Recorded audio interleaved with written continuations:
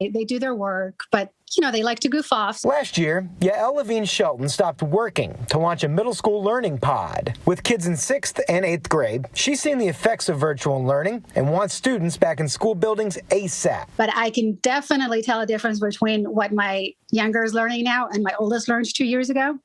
It is not the same. Levine Shelton is backing a bill requiring public schools statewide to reopen buildings by the fall.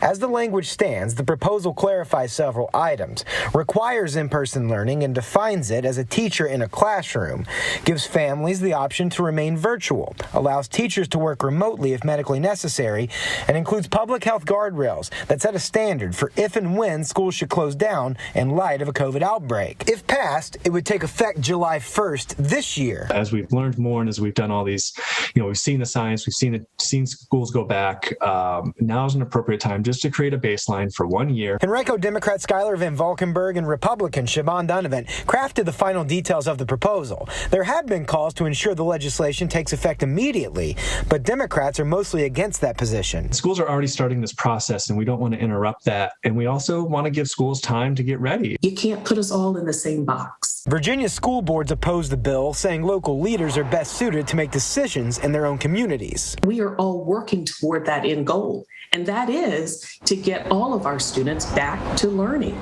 in the buildings, but when it is safe and when it works for all. Levine Shelton says she's seen her own kids struggle at times, and that scares her for more reasons than you might think. I have a hard time going to sleep every night thinking about all the kids who don't have the support that I can give my own children.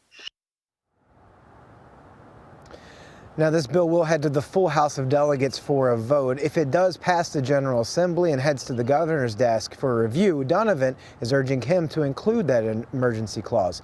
Working for you in Richmond, Jake Burns, CBS 6 News.